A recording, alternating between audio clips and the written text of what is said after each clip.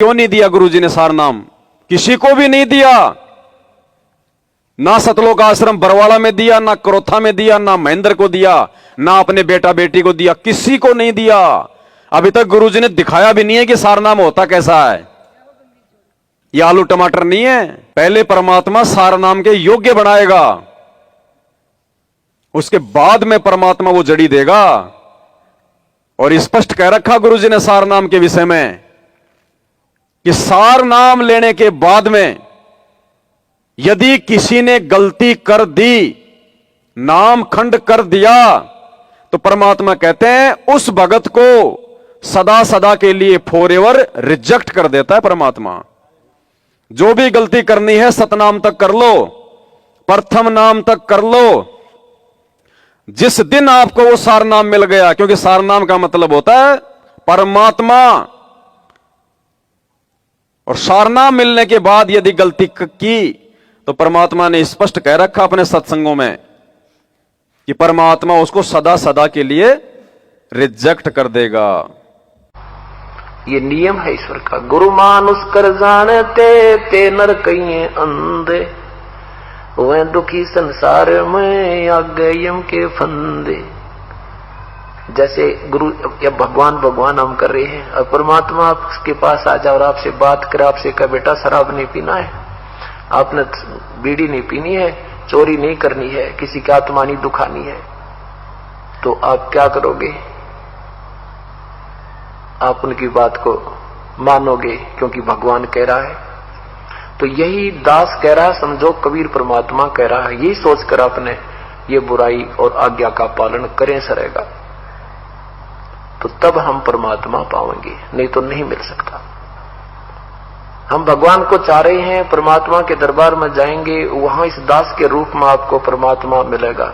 और जैसा आपका व्यवहार विचार, जैसा बोलना, जैसे आपके मन में श्रद्धा या कपट जो भी है, ये विद्यमान रहेगा।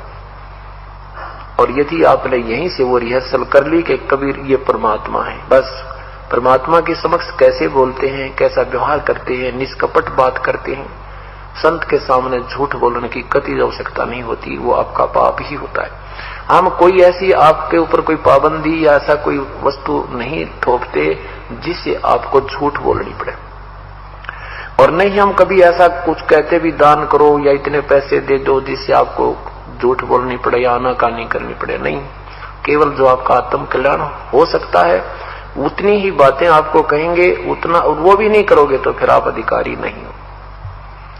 हम क्या कहेंगे कि कोई बुराई नहीं करना, बीड़ी शराब मांस तम्बाकू नहीं पीना, कोई मर्यादा भंग नहीं करना, क्योंकि ये खेल का मैदान है और इसमें जरा से भी फाउल हो जाओगे आप बाहर बैठ जाओगे, एक जीवन आपका चला जाएगा। तो हमने फाउल नहीं होना। फाउल पॉइंट अब धीरे धीरे आपके समझ में आ जाएंगे, कुछ कथाओं के माध्यम से और कुछ इस फॉर्म के ऊपर जो लिखे होते हैं इसमें भी हमने कुछ लिखे हैं, कुछ आप वैसे कॉमन सेंस से भी समझ जाओगे कि ऐसे ऐसे होता है। एक भक्त नाम लेने, उसको कहा भाई मैं तेरा नाम टूट गया, और 1-1.5 वर्ष से नाम दे रखा, ने बोला नो कुकर टूट गया। अरे तेरा गजब भैया, गुरु जी कह रहे तेरा नाम खंड हो गया, और आगे से ये बोल रहा है नो कुकर टूट गया। अरे तेरा ने कह दी हाँ जी कोई गलती बन गई होगी और आगे नहीं करेंगे।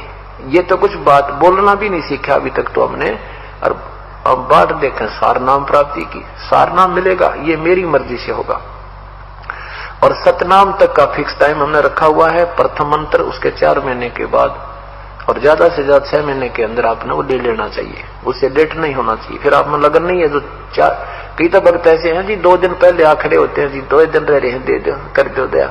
हम कहते हैं नहीं भाई पूरा टाइम ऑन दे, अच्छा जी। और कई 6-6 महीने 7-7 महीने मावे नाम दूसरा या देना रहा लेना। अरे तेरा गजब हुई, फिर तू भक्ति कर रहा है ड्रामा कर रहा है, एक अनमोल वस्तु के पीछे रह रहा है। आपकी प्रमोशन होनी होंगी या दिन गिन भाग जा, कई दिन रह रहे हैं, तो ये आप तो आपको लगन नहीं है। तो ऐसे कुछ आपके अंदर श्रद्धा हम देखते हैं, तब तो सतनाम आपको 4 महीने के अंदर अंदर ले लेना चाहिए।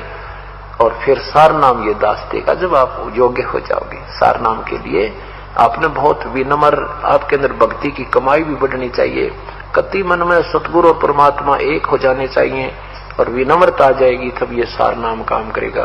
क्या करें परमात्मा कति सतगुरु और परमात्मा एक हो जाने चाहिए, तभी ये सार नाम काम करेगा। तो अभी तक तो कहां सतगुरु और परमात्मा एक हुए हैं भाई? ये तो आप और हम जानने लगे इन बातों को थोड़ा थोड़ा। उधर जो है जून के महीने में तो कबीर जी को परमात्मा मान लिया जाता है, 8 सितंबर को गुरु जी को परमात्मा मान लिया जाता है फॉर्मेलिटी के लिए। कबीर जी की फोटो अभी तक उन लोगों ने हटाई नहीं है, गुरु जी को अभी तक उन्होंने अपने दिल में बसाया नहीं। सार नाम प्राप्ति के योग्य तो परमात्मा साध संगति में अपने बच्चों को बना रहे हैं, और उसकी सबसे पहली जो कंडीशन है वो है गुरु को परमात्मा के रूप में स्वीकार करना। तो ये तो हो गया धीरे धीरे परमात्मा के आशीर्वाद से, लेकिन इतने से भी बात नहीं बनेगी। ऐसे कुछ आपके अंदर श्रद्धा हम देखते हैं, तब सतनाम आपको 4 महीने के अंदर अंदर ले लेना चाहिए, और फिर सार नाम ये दास देगा जब आप योग्य हो जाओगे। सार नाम के लिए आपने बहुत विनम्र, आपके अंदर भक्ति की कमाई भी बढ़नी चाहिए। कति मन में सतगुरु और परमात्मा एक हो जाने चाहिए, और विनम्रता आ जाएगी, तब ये सार नाम काम करेगा। जैसे डॉक्टर के पास मरीज जाता है, उसका फोड़ा हो गया, डॉक्टर कहता है चीरा लगाना पड़ेगा, लेकिन अभी चीरे के योग नहीं हुआ है, 2 दिन की दवाई दे जा। वो 2 दिन के बाद आता है, फिर भी देखता कि अभी भी ऑपरेशन योग्य नहीं है, फिर कहता है 3 दिन की दवाई फिर ले जा। और डॉक्टर मरीज कहता जी इलाज दो चीरा, बहुत दर्द हो रहा है। अच्छा बेटा 3 दिन बाद आ जाइए। फिर 3 दिन के बाद आता भी 1 हफ्ते में आना।